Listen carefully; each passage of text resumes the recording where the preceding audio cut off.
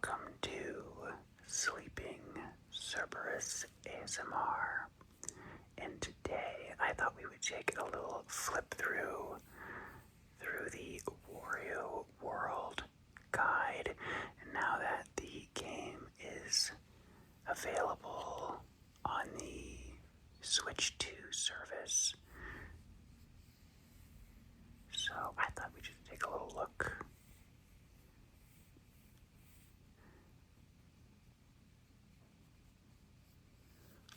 Alright, let's get into this.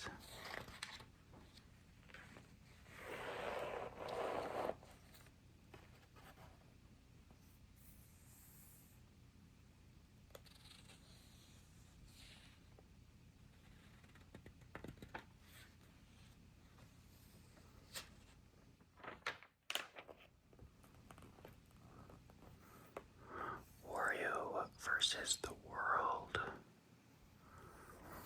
So if you're not super familiar with this 3D platformer, it's quite a bit different than a standard Mario game.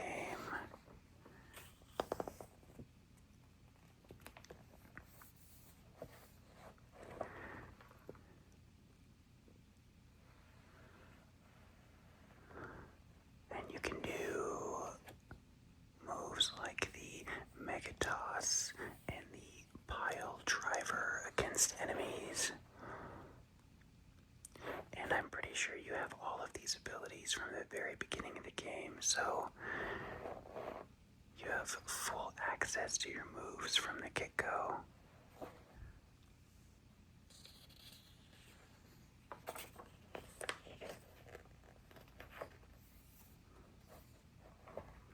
And it is a bit of a collectathon, which is not unusual, but the collectibles are a bit different. For example, in this game, the spritlings are pretty important. The more you get, the better your castle at the end of the game becomes, kind of like the Luigi's Mansion scoring system at the end.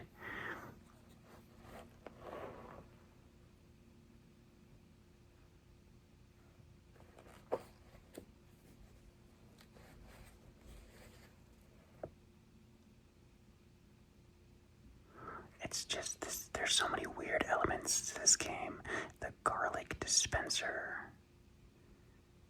It's so bizarre. Like, if this wasn't Wario, I feel like I wouldn't even, you could just put any other character in here. I think it was fun that Nintendo did something so strange and unusual for this game.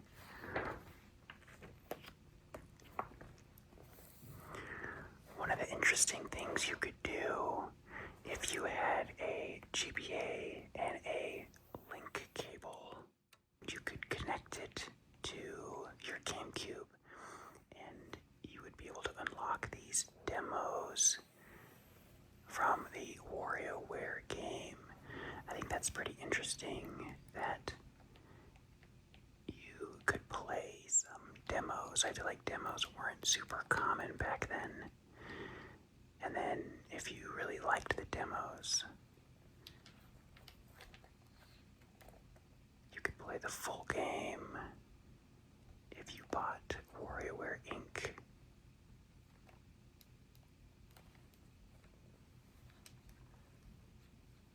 But yeah, not very many uses for the link cable,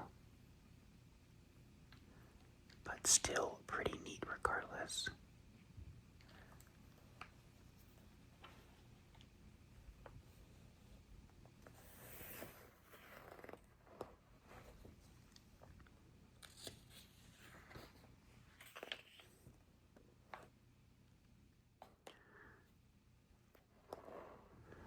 So this is not a super long game. I think if you're rushing through it, you can get through it in just over 5 hours.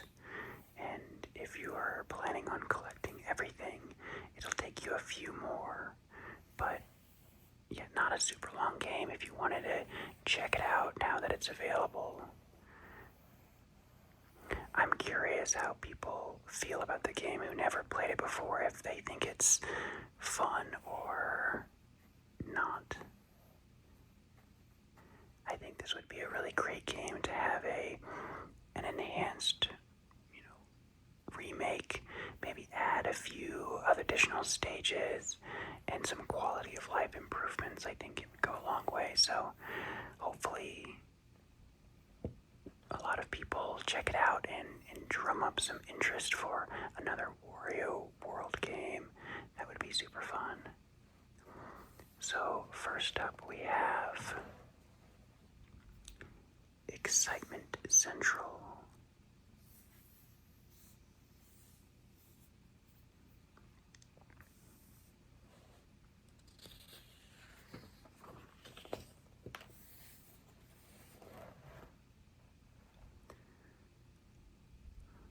So the guide shows you where the locations of the collectibles are located.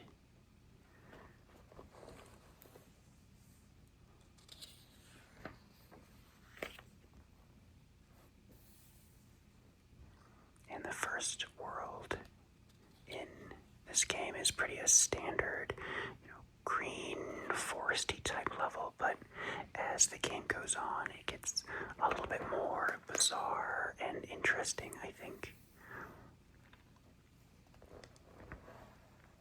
So one of the interesting elements of this game are these underground platforming areas where there's these specific little challenges that you can do to gain additional collectibles.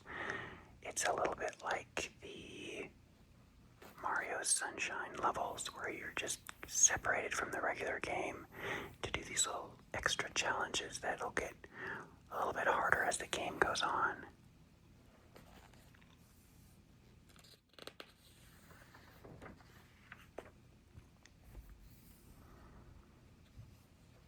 And another really interesting element of this game is that when you fall down into a bottomless pit, you don't actually just die or lose a life. You end up in the Unithorn's lair and you have to escape, all the while you're, potentially losing coins. So you want to try to get out as quickly as possible. So a very interesting mechanic. If you fall down a lot, it'd probably get kind of annoying, but it's still interesting take on the bottomless pit.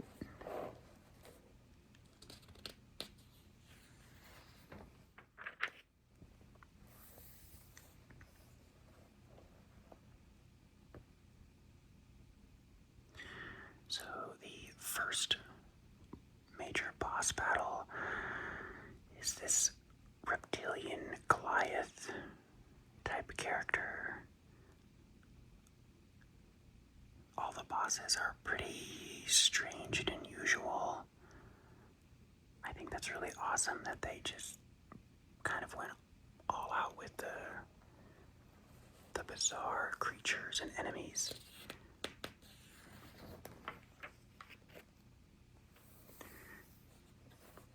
Next up we have, in Excitement Central, we have Greenhorn Ruins.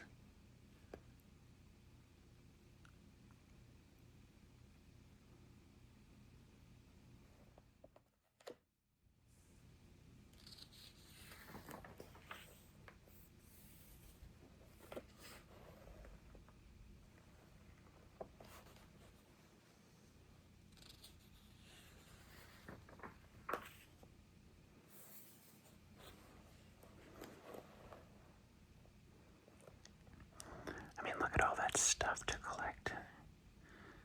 There's stuff everywhere.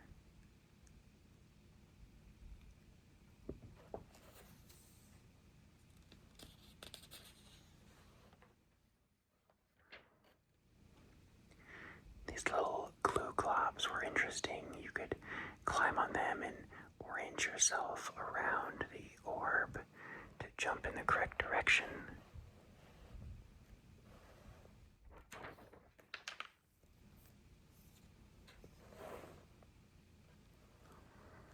And then some of your moves would also be used to help guide yourself through the game. So, for example, you pick up an enemy and you have to spin them around to spin the wheel to open gates. And the enemies in this game, they respawn very quickly, which is a little frustrating sometimes, but is useful when you need to use enemies to get into certain additional areas.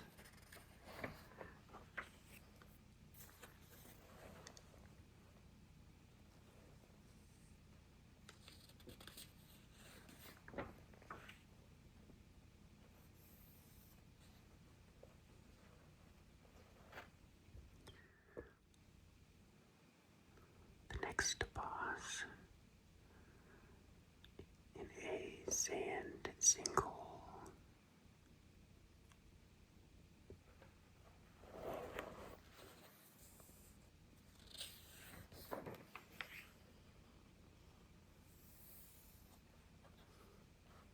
And then the major boss of the area.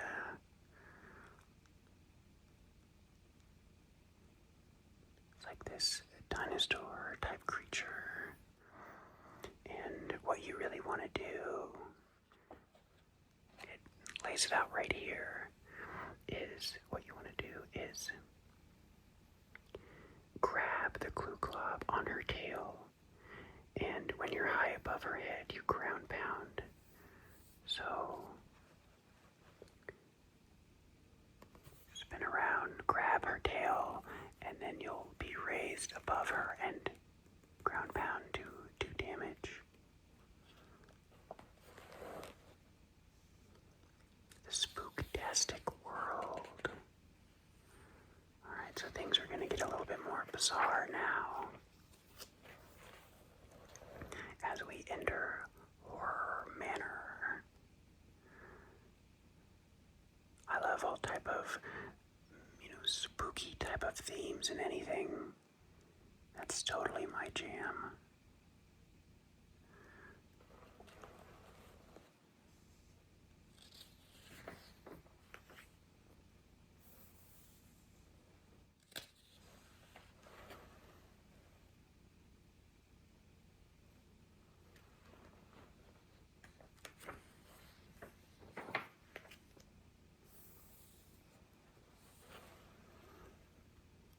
Just really fun to go through these interesting levels.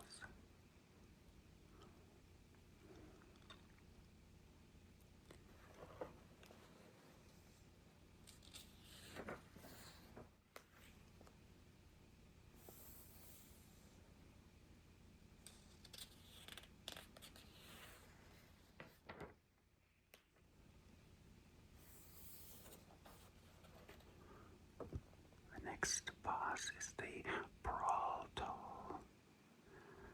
Not really a great view of what the boss looks like. Maybe I'll put up a larger image to make it a little bit easier to see.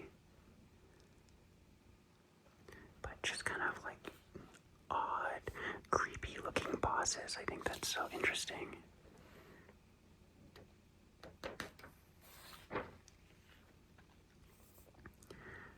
Alright, another standout. This is the Wonky Circus.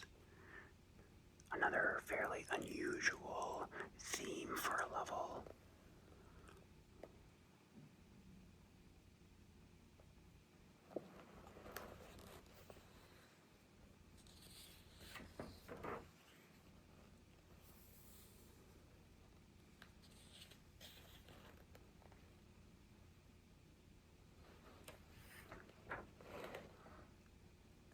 Weenies not admitted.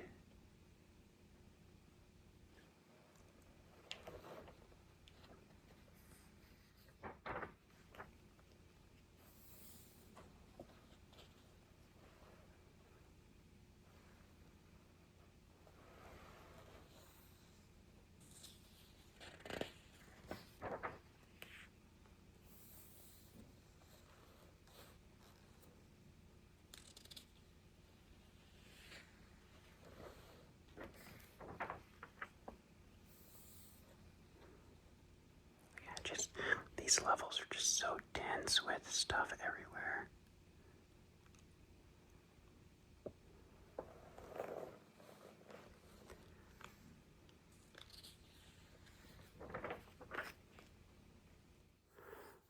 And then of course we have a clown boss.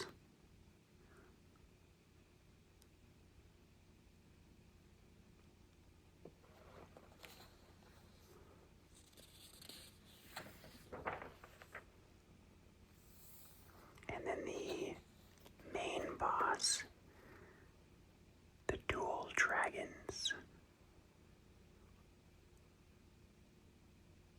Very cool.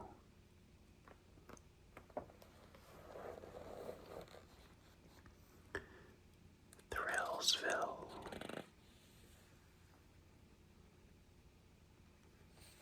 Chills and spills.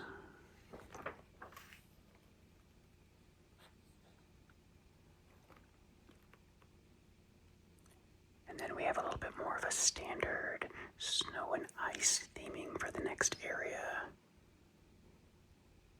I do remember that this area, the ice looked really good.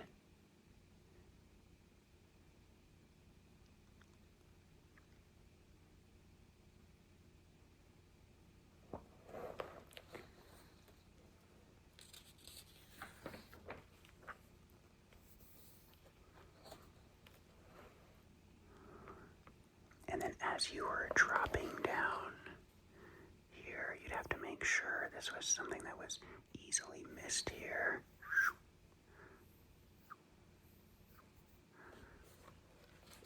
You need to make sure to be on the correct side of this ramp going down to get that collectible.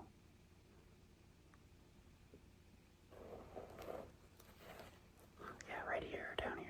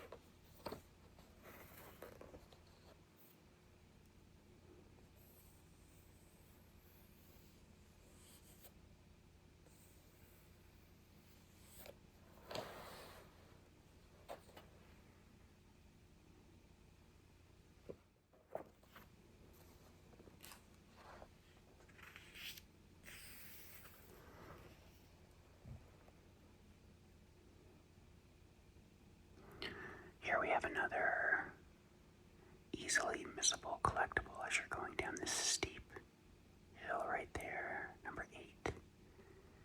The slip and slide.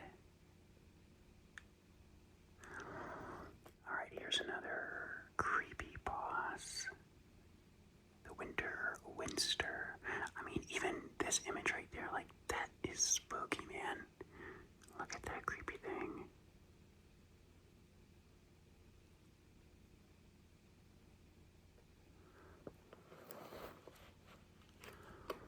It would be really cool to see a return of some of these bosses.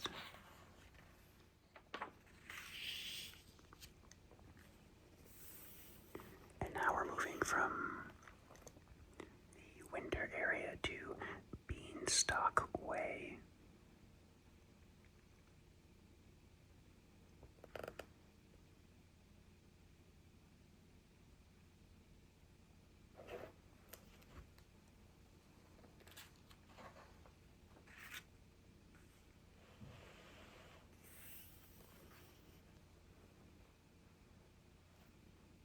This is another pretty fun environment to run through.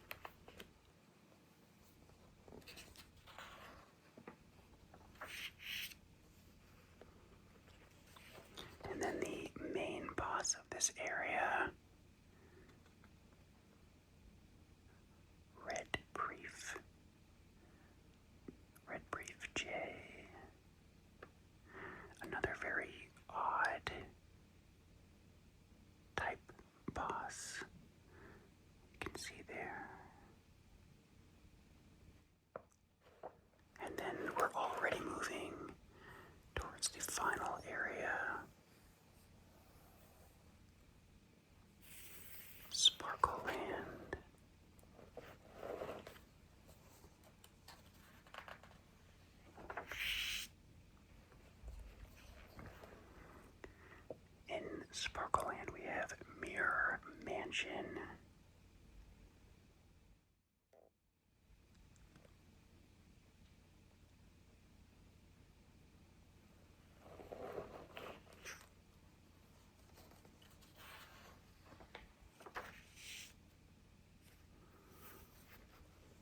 And so the whole game, these like extra platforming sections are getting a little trickier.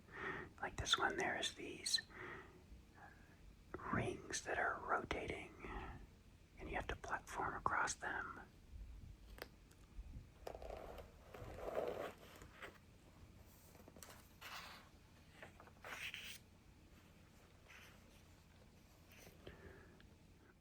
I mean, look at this. Pile drive the portraits. Like, that is creepy, dude. That is spooky, spooky, spooky.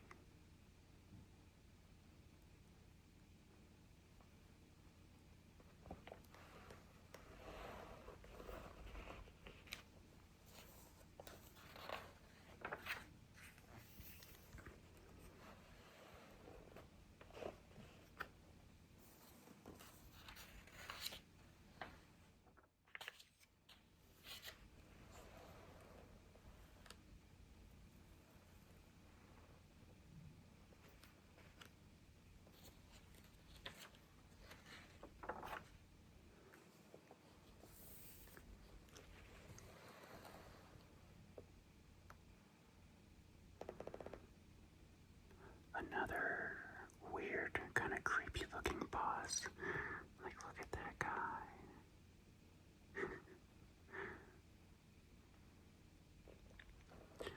This is such a weird game, I love it. Alright. Pecan Sands, or Pecan Sands, depending on how you want to say it.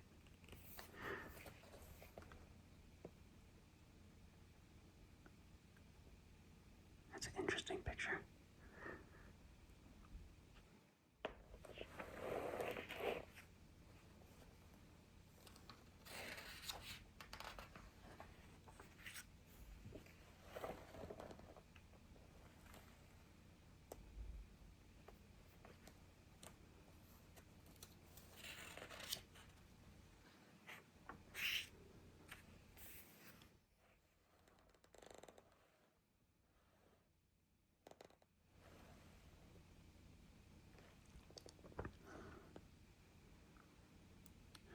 A return of this sand monster here.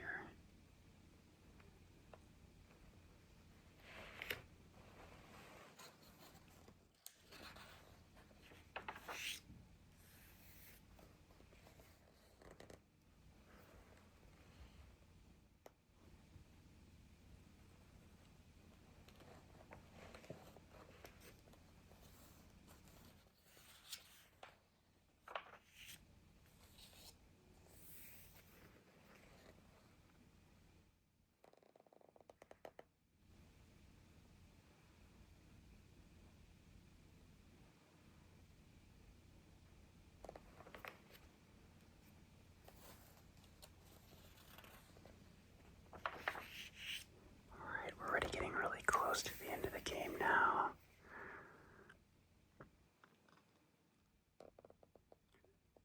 Iron cider.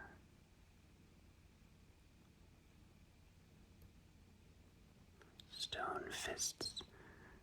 I feel like that's kind of a fairly common idea nowadays, the floating hand boss.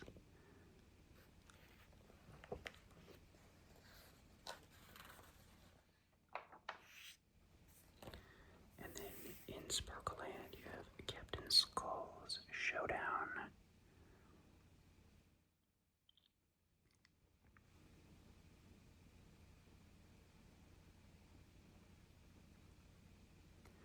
And just like that, we're moving on to the final boss.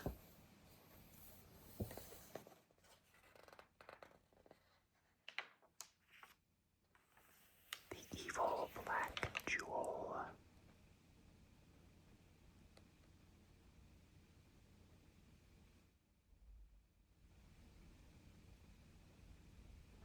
once you've defeated this jewel, you have completed the game, and you can go back and collect any missing collectibles that you might have missed. I really like how they've color-coded each of the different areas so you can easily find where you were. I think that's super fun. So yeah, not a super long game, but if you have access to it, I would be very curious to see what people think, either replaying it or playing it for the first time. It's not a super long commitment. Some people could even get through it in just, 1 or 2 sessions, if you were racing. But that'll wrap up this episode. I hope you enjoyed it.